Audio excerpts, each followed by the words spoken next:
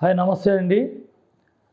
లక్షలాది మంది ఎంతో ఇష్టంగా చూస్తున్న నా యూట్యూబ్ ప్రేక్షకులకి అమ్మలాంటి ఆయుర్వేదాన్ని ముందుకు తీసుకెళ్తున్న మీ అందరికీ శిరస్సు నమస్కరిస్తూ, ఈరోజు ప్రతి ఇంట్లో ఒక డయాబెటీస్, ఒక బీపీ, ఒక థైరాయిడ్, ఒక ఆస్మా ఈ రోగాలు కుదిపేస్తున్నాయి. దేనికంటే తినే ఆహారాలు సరైనది కాక ఎంతో సమస్యతో బాధపడుతున్న నా బిడ్డల కోసం, నా తమ్ముళ్ళ కోసం ఈరోజు ప్రకృతి మాత ప్రసాదించే చక్కటి చూసారా అడ్డసరపాకు, ఈ ఆకు మహిమ చెప్పడం ఒకరికి సాధ్యమా? ఇది ఆకు తోటల చుట్టూ కంచెలకి, ఉద్యానవనాలలో ఇలా దర్శనమిస్తుంటుంది. దీని పేరు అడ్డసరపాకు. ఇది ఏ విధంగా సేవించినా మానవ జాతికి సహాయం చేయడానికి వెనకాడదు. ఈ అడ్డసరపాకులో అన్ని ఔషధ గుణాలు ఉన్నాయి. 2020 నుంచి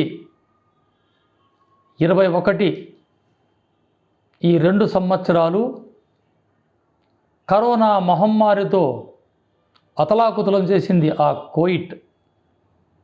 ఆ తరుణంలో ఈ ఆకుతో వందల మందికి నేను సర్వీస్ చేశాను, సోషల్ సర్వీస్. ఎక్కడా కానీ ఒక్క రూపాయి డబ్బు తీసుకోవడం లేదు. వచ్చిన వారందరికీ వీటి యొక్క కషాయాన్ని చేయడం, ఒక బాటలో నింపడం, అలా పంపిస్తూ ఉండడం. కొంతమందికి అది చాలా ఇబ్బంది కలిగి చాలా బాధలు పెట్టారు నాకు. అవన్నీ మేము భరించాం. ఈరోజు ఈ ఆకు గురించి నేను చెప్పడం జరిగింది, చెప్తున్నాను. చెప్పింది చెప్పినట్లుగా చేసుకుంటే మీకెంతో లాభదాయకం. ఈ అడ్డసరపాకు గురించి 100 మంది మేధావులు కలిసి కట్టుగా రీసెర్చ్ చేసినా చెయ్యలేరు. ఈ మహాతల్లి ఆకుతోట్ల చుట్టూ రక్షణగా ఉంటుంది. తమలపాకులు మనం తింటాం కదా, పాన్బీడాలు, అటువంటి తమలపాకులతో తోటల చుట్టూ ఈ అడ్డసరపాకుల దర్శనమిస్తుంది. ఉదయం లేవగానే దీని ముఖం చూస్తే పంచమహాపాతకాలు వెళ్ళిపోతాయి. అటువంటి మహాతల్లి. దీన్ని నేను సేవించాను, ఆ సిమ్టమ్స్ అన్నీ వెళ్ళిపోయినాయి. ఆ దావనసే గస రావడం, ఊపిరితిత్తుల్లో తేమ, మాట్లాడితే తగ్గు రావడం, భోంచేసిన తర్వాత చెమట్లు పట్టడం, మాట్లాడుతూ ఆయాసం రావడం, గుండెలో పట్టుకుంటూ ఉండడం, అక్కడక్కడ చేతుల్లో బ్లడ్ క్లాట్ కావడం, ఎన్నో రోగాలకి ఇది సుదర్శన చక్రం. ఇప్పటికీ అడుగుతారు, గురుగారు ఆ కషాయం పంపిండి అని. ఈ మధ్య కొంతమంది ఒక మాట అంటారు, ఆయుర్వేదం సైడ్ ఎఫెక్ట్ అండి అని. అసలు ఆయుర్వేదం ఎప్పుడు పుట్టింది అని చెప్పడానికి ఈ భూమి మీద ఎవరు బతకలేరు. ఇంకా ఏ ఋషులతో కూడా చెప్పడం చేత కాదు. దేనికంటే మహాభారతంలో ఒక సబ్జెక్ట్ చెప్తాను, వినండి. అతిబల నాగబల అనే మూలికని తెచ్చి దంచి పసరు తీసి నువ్వుల నూనెలు అలా మరిగించి దుర్యోధన చక్రవర్తికి పూసిన గాంధారీదేవి ఈ ఆయుర్వేద మాత తొబుటూ కాదా? ఆమెకి ఎలా తెలిసింది ఈ వైద్యం అంటే, ఆమె కన్నా ముందు పుట్టిన వారు ఆమెకి వైద్యాన్ని చెప్పిపోయారు.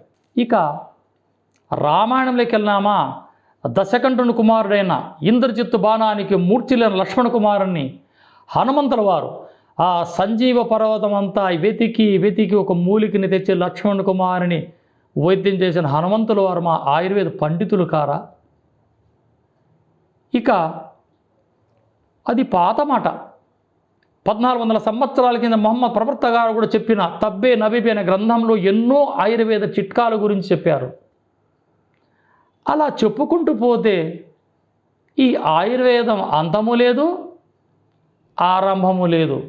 ఇది ఎప్పుడు పుట్టిందో తెలీదు, ఎప్పుడు అంతమవుతుందో తెలియదు.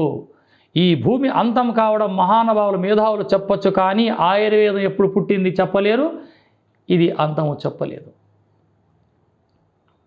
పరమేశ్వరుడు వైద్యనాథుడుగా ఈ భూమిపైకి వచ్చి ఎంతోమందికి వైద్యం చేసి వైద్యనాథుడు అన్న పేరు పెట్టుకొని ఈ మూలికలను చూపించి కూడా వెళ్ళిపోయారు.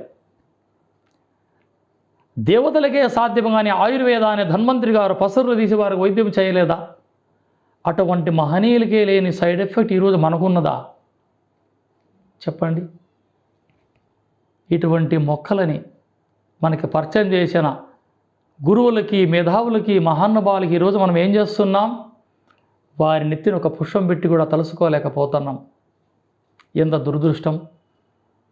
ఆయుర్వేద పితామహుడు సుశ్రుతాచార్యుల వారు మానవ దేహాన్ని మొట్టమొదటగా కుట్లు వేసిన మహనీయుడు.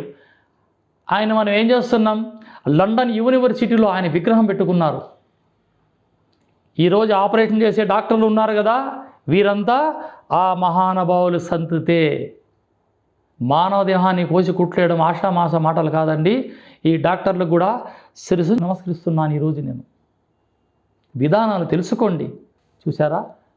ఈ అడ్డసరపాకు కషాయాన్ని పట్టడాకు తీసుకొని బాగా మరిగించి 1 లీటర్ నీళ్ళు 1/2 లీటర్ వరకు కాచి కాస్త తాటి బెల్లం వేసుకొని ఈ యొక్క కషాయాన్ని మీరు తాగడం.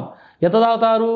రోజు 20 ml, ఉదయం 20 ml 1/2 గ్లాసు వాటర్లో, రాత్రికి 20 ml 1/2 గ్లాసు వాటర్ తీసుకొని మీరు సేవిస్తే శ్వాసకు సంబంధించిన, గుండెకు సంబంధించిన ఎన్నో ఎన్నో ఎన్నో ఎన్నో రోగాలు అలా మటు మాయమవుతాయి. ఈ పుష్పాలు ఎలా చక్కగా దర్శనమిస్తుంటాయంటే చూసారా? ఈ పుష్పాల్లో తిన్నా ఆరోగ్యమే. సప్పసప్పగా, తీయగా, ఒగురుగా, ఘాటుగా ఎంతో అద్భుతంగా ఉంటాయి. ఈ ఆకుని తీసుకొని శుభ్రంగా కడిగి మట్టి లేకుండా అలా చిన్నగా ముక్కలు చేసి దంచి 1 లీటరు నీటిలో వేసి బాగా మరిగిస్తే 1/2 లీటర్ కావాల ఆ నీరు. ఈ యొక్క కషాయాన్ని ఉదయం పరిగడుపున ఒక 20 ml, రాత్రికి ఒక 20 ml గోరువెచ్చని నీటితో చిటికెడు పసుపు వేసి అలవాటు చేసుకున్నామా, శ్వాసకు సంబంధించిన, గుండెకు సంబంధించిన చెప్పలేని రోగాలన్నీ మటు మాయం. మొక్క చిన్నదే, ఇది ఔషధాల గని. ఏ డాక్టర్కి అడిగే అవసరం లేదు, ఏ వైద్యుని సంప్రదించే అవసరము లేదు. నేను చూపిస్తున్న మూలికని మీరు సేకరించి నేను చెప్పింది చెప్పినట్లుగా చేసుకుంటే శుభప్రదాయమే. చూసారా? చక్కటి అడ్డసరపాకులో ఎన్ని ఔషధ గుణాలు దాగున్నాయో.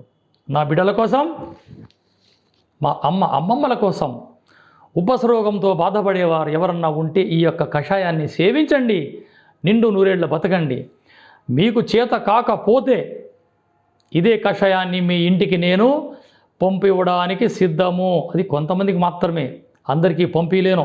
దేనికంటే ఈ ఆయుర్వేదం ముందుకు తీసుకెళ్ళాలని ఎంతో సతమతమైతూ అహర్నిశలు అడవుల్లో ఆ దుంపలు, ఈ దుంపలు, ఈ మొక్కలు, ఆ మూలికలు, ఇదే నా జీవిత ధ్యేయంగా భావిస్తూ నాకు తెలిసిన చిన్నపాటి వైద్యాన్ని మీ అందరికీ చూపించడానికి ఇలా సోషల్ సర్వీస్ చేస్తున్నాను.